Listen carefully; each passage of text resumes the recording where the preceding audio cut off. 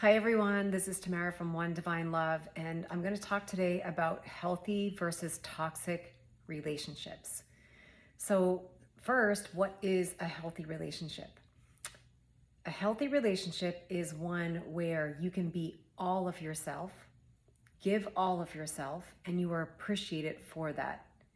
And in return, the other person can be all of themselves, give all of themselves to you, and you appreciate them for that. So there's a balanced energy of giving and receiving in that relationship. So any place that you are not, you're not accepting, or you're accepting a toxic or unhealthy relationship, you are actually betraying yourself. So if you take a look at all of your relationships with your, significant other, your family, your friends, co-workers, business associates, how many of those relationships would you say are serving your best interest, or how many of them don't feel good? Because any relationship that doesn't feel good is a sign that it is an unhealthy relationship. As a divine being, you were created to experience perfection in all areas of your life. So if you look right now at all of your relationships, ones with family, friends, co-workers, business associates, how many of those feel really good to you and how many of them feel bad? Because the sign to look for, anything in your life that doesn't feel good, is a sign that something has to change there. And if you are accepting unhealthy or toxic or abusive relationships in your life, you are betraying yourself. So we're going to take a look at what that is, or what signs to look for, so you can evaluate your own relationships. I want you to ask yourself a few questions to get started, where you evaluate the relationships that are in your life right now. Do you have any relationships in your life right now that you have to give more than you receive? And it could either be that you give more because they take from you, or you're expected to give more than you receive, or you give all of yourself and you receive breadcrumbs in return. Are there any relationships that are a lie? There's really truly no love or support there in that relationship. Do you have any relationships where they're really toxic? Like the relationship, it just doesn't feel good. It just brings you down. So when you look at your life right now, and again, across all relationships right now, how many of those relationships are serving your highest good? And how many really don't feel good to you? So these kind of relationships are really not fair to you. You're really disrespecting and betraying yourself to accept these kinds of relationships in your reality. And a lot of people will hold on to a relationship because they feel that by releasing it, they will not get anything in return, like that they'll actually just be losing love. But that's not how God or the universe works. So what God does is, if you release a relationship that no longer serves you, God has to replace it with something that is more aligned with you. So it's like that image that you see with the teddy bear. And if you're willing to release the small teddy bear, you'll get a bigger teddy bear in return, or in exchange.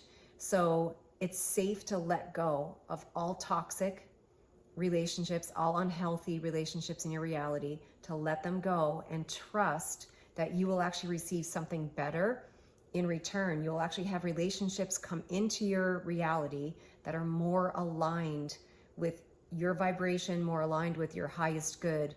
If you choose to like in the center of your heart, that you make a choice, I no longer am going to accept toxic energies in my reality. I choose healthy and divine relationships in my reality, and you will attract those if you're willing to give up the ones that are not aligned with you. So the formula for a healthy relationship is one where you go to God as your source and you fill your inner well with God's love. So you are full yourself. So you don't need somebody else to give you anything for you to feel really good inside, or for you to feel complete. And then you have a relationship with another person who also fills their own inner well. And then from that place of an overfilled cup, or an overfilled inner well, you can then give that overflow of that love to the other person freely, without any expectations, without needing them to give you anything in return.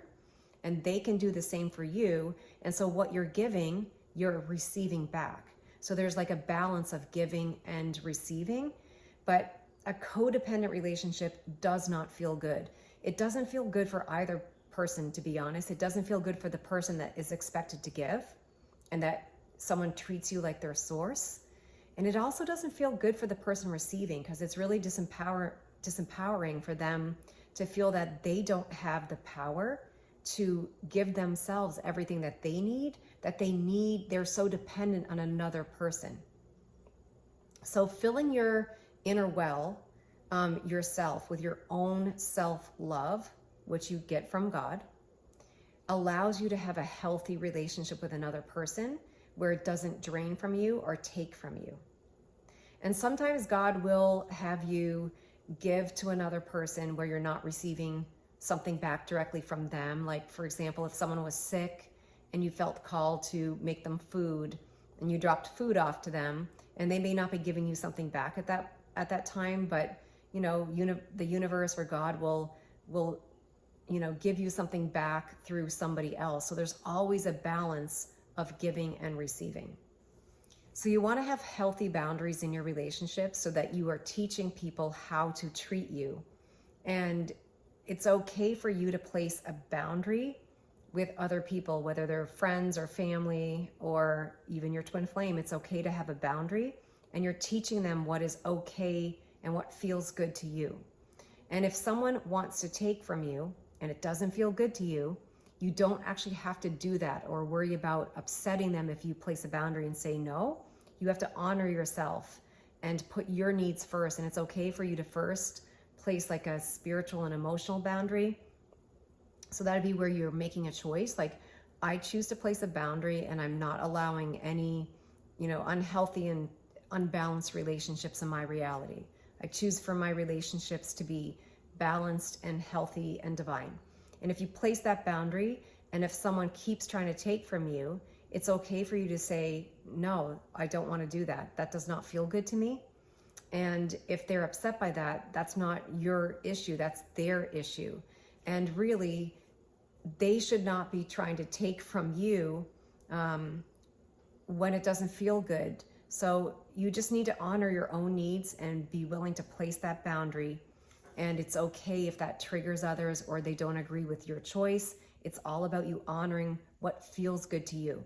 And God is guiding you through your feelings.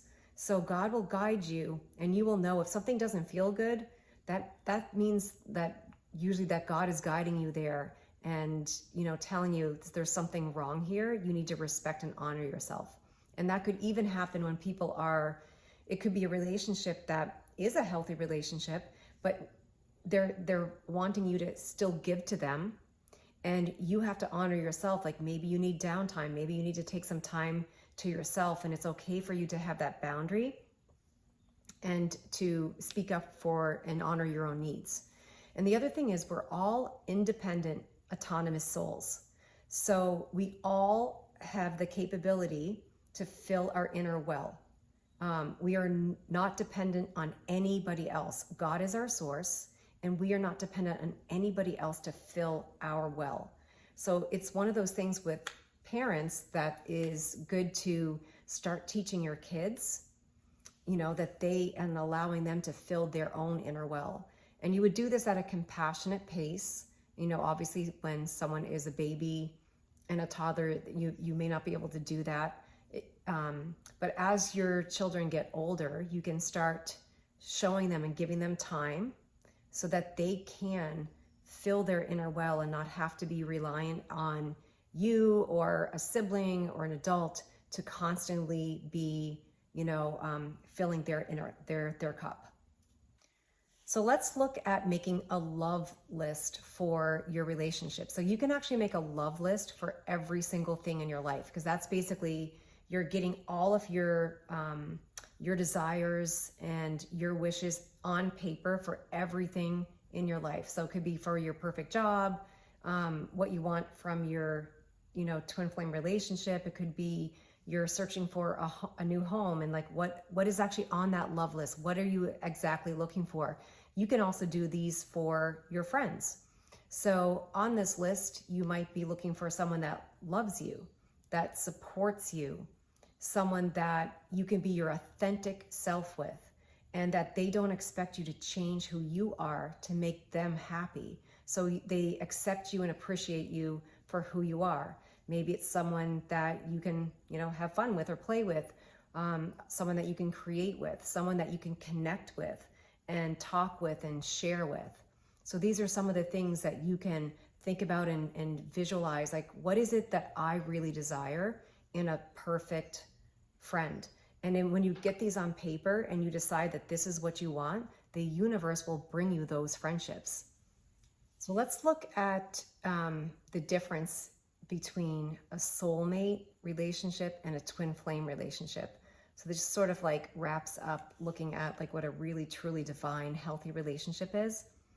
So in a soulmate relationship, you are two people with two different or separate soul blueprints, which is unlike a twin flame relationship.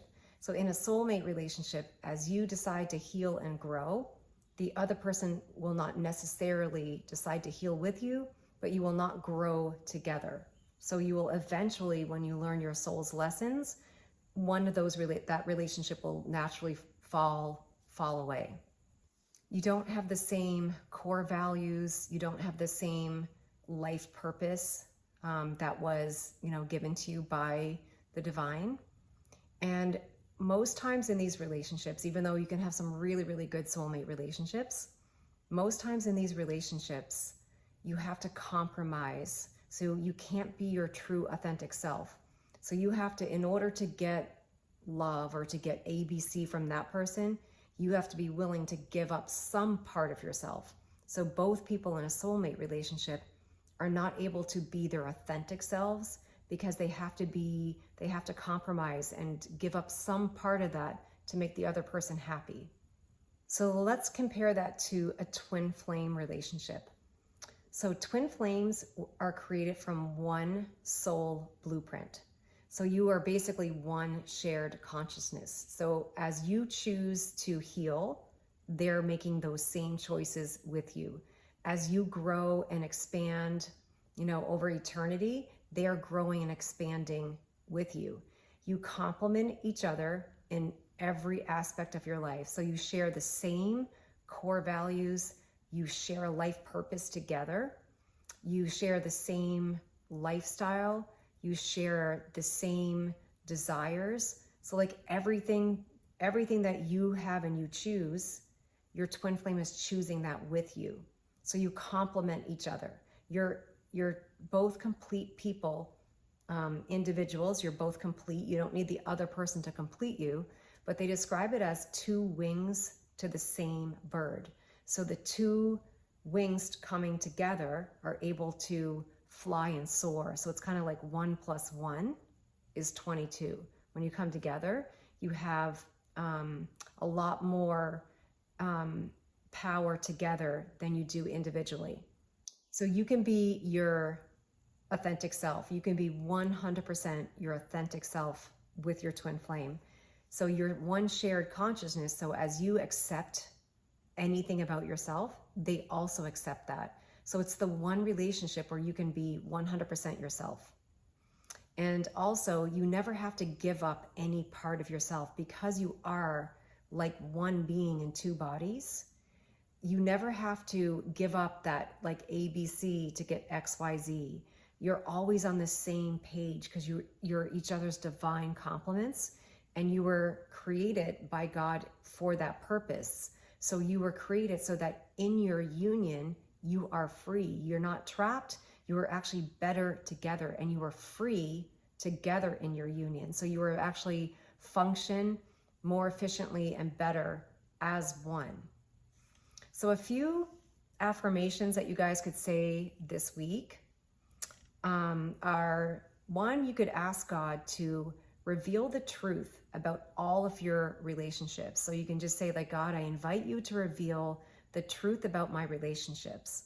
And I invite you to show me where I am betraying myself in any of my relationships? And when you ask these questions, God will show you. God will show you and reveal that to you. And another thing that you could say, just as an affirmation, is I choose to no longer betray myself in any of my relationships. I choose healthy and divine relationships in my reality. I choose for my relationships to be loving and kind, respectful, compassionate, with a balanced energy of giving and receiving. So those are just a few ideas, but try to do your love list for the different relationships that you have in life, for your friends, your twin flame, and also for your coworkers or your boss at work. So do a love list for these relationships and get really, really clear on what it is that you desire and where you might be betraying yourself. So thanks for listening. This is Tamara again from One Divine Love. See you next time.